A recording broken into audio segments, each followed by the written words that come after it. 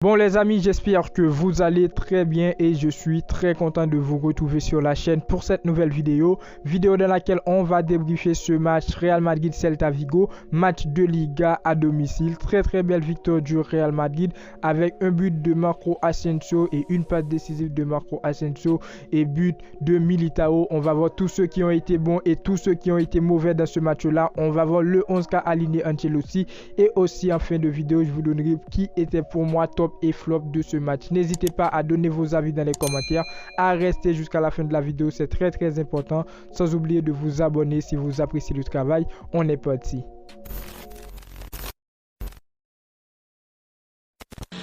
Belle victoire du Real Madrid aujourd'hui face le Celta Vigo à domicile au Bernabéu. Une belle victoire 2-0 qui nous force à reposer la question, est-ce que la Liga est perdue pour le Real Madrid? Déjà, je vous mets dans le contexte. Pour moi, ce match-là, c'est un match où le Real Madrid devrait gagner pour déjà préparer le match aller en Ligue des Champions face le Manchester City et aussi pour espérer gagner la Liga. Vous allez dire que je suis fou les amis. J'ai l'impression que dans cette Liga-là, dans cette compétition-là, il y aura un retournement de situation en fin saison les amis. Je sais pas de quoi vous pensez, mais pour moi la Liga peut toujours encore gagner par le Real Madrid parce que en face on a le FC Barcelone qui est quand même leader, mais actuellement le FC Barcelone fait que des faux pas et ensuite demain ils vont affronter l'Atlético de Madrid. Pour moi je pars direct sur une défaite du FC Barcelone et à ça on a besoin de 3 défaites du FC Barcelone pour espérer bien gagner cette Liga. Donc n'hésitez pas à me dire ce que vous pensez dans les commentaires. Fans du Real Madrid, est-ce que vous pensez que le Real Madrid peut faire cet retournement de situation? Moi je le vois très bien, je le vois bien réaliste les amis. On va voir le 11 qu'a aligné Ancelotti, c'est quasi le 11 que j'ai présenté dans ma vidéo d'avant match les amis. Au but on avait Thibaut Courtois, dans la charnière centrale Militao, Rudiger, en latéral Camavinga il est présent. Moi je voulais mettre Nacho en latéral et Lucas Vázquez et à la place de Carvajal, mais Ancelotti il a aligné Camavinga à sa place et Nacho à la place de Carvajal. Nacho pour moi aujourd'hui qui a été bon, on en reviendra en fin de vidéo. Au milieu de terrain on retrouve Tchouaméni, Valverde et Dani Ceballos et dans le secteur offensif Marco Asensio que je voyais bien jouer ce match accompagné de Vinicius et pourtant Karim Benzema il était titulaire. Moi je voulais voir Rodrigo à la place de Karim Benzema, je voulais du repos pour Karim Benzema, mais Ancelotti il a décidé de mettre Karim Benzema titulaire les amis, ce qui n'a pas fait défaut dans ce match-là que le Real Madrid a remporté. Donc pour débriefer ce match, déjà je dois vous dire que c'était un match qui était vraiment à l'avantage du Real Madrid. Le Real Madrid, on l'a vu lors de la première période et aussi lors de la deuxième période, le Real Madrid a bien les amis, a bien dominé cette équipe de Celta Vigo et ensuite c'était à domicile.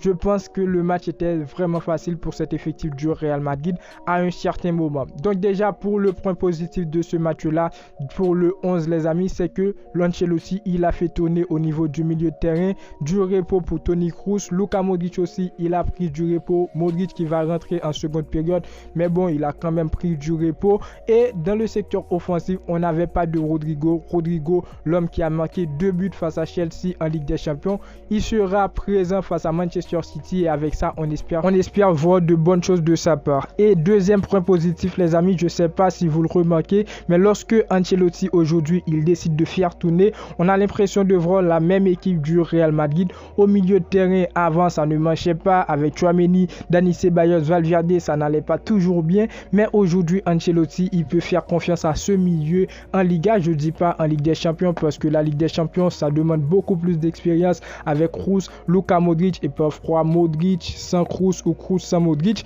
mais aujourd'hui en Liga je suis pour ce milieu de terrain avec Valverde, Tchouaméni, Dani Ceballos. Aujourd'hui pour moi le milieu de terrain a été très bon malgré Dani Ceballos à un certain moment il n'a pas mal perdu de ballon, mais aujourd'hui on peut le dire le travail a été bien fait au milieu de terrain parce que aujourd'hui on a vu un Tchouaméni qui a été bon. Tchouaméni ces derniers temps qui n'est pas à son meilleur niveau, mais aujourd'hui il a montré de quoi il est capable. Je dis pas que Tchouaméni il est revenu, il est de retour, il est à son meilleur niveau, mais Tchouaméni les amis aujourd'hui il a joué un très bon match pour cet effectif du Real Madrid. Valverde aussi, pour moi Valverde Valverde au niveau de créativité. Valverde, il a été bon et aussi dans le secteur offensif. Devant, on avait Marco Asensio dans le secteur offensif qui a marqué un but. Marco Asensio ces derniers temps avec le Real Madrid, pour moi c'est le GOAT. C'est le crack les amis. Pour moi Marco Asensio avec le Real Madrid, on l'a vu en Ligue des Champions. Dès qu'il rentre, il marque des buts et aussi en Liga aujourd'hui, il était titulaire. Il a encore marqué et aussi donné une passe décisive à Eder Militao. Eder Militao que je trouve qui a été bien dans sa position aujourd'hui pour marquer ce but-là, un but de la tête. Après, dans la défense, Eder Militao aussi, il a été bon. C'est le patron du Real Madrid. Pour vous dire qu'aujourd'hui, le match du Real Madrid a été vraiment acceptable. Une belle victoire de la part du Real Madrid avec un Camavinga qui est sur tout le terrain. Camavinga qui continue à donner des très bonnes prestations avec le Real Madrid.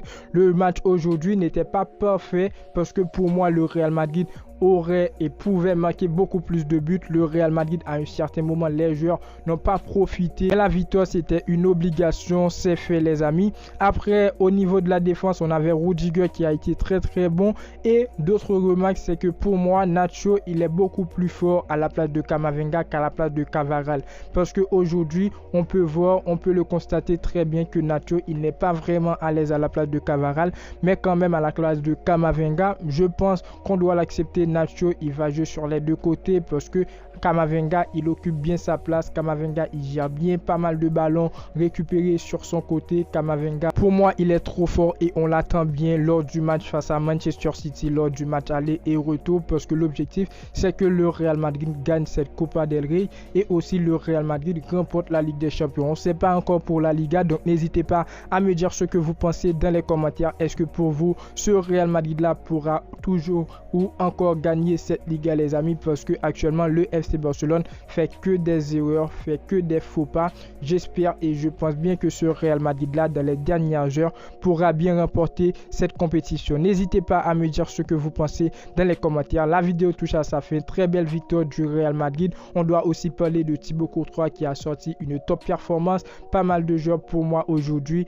Le Real Madrid n'avait pas vraiment de flop. Après, Rodrigo est rentré en jeu. Modric, ils n'ont pas eu beaucoup de temps de jeu, mais du repos pour ces joueurs, c'était le nécessaire. Très belle victoire du Real Madrid. N'hésitez pas à me dire ce que vous pensez dans les commentaires. N'oubliez pas les amis, le pouce bleu, de me dire qui était pour vous top et flop dans ce match-là. Et aussi, n'oubliez pas de vous abonner, d'activer la cloche de notification pour ne pas manquer les suites des vidéos à venir. Et moi, je vous dis à très bientôt pour une toute nouvelle vidéo.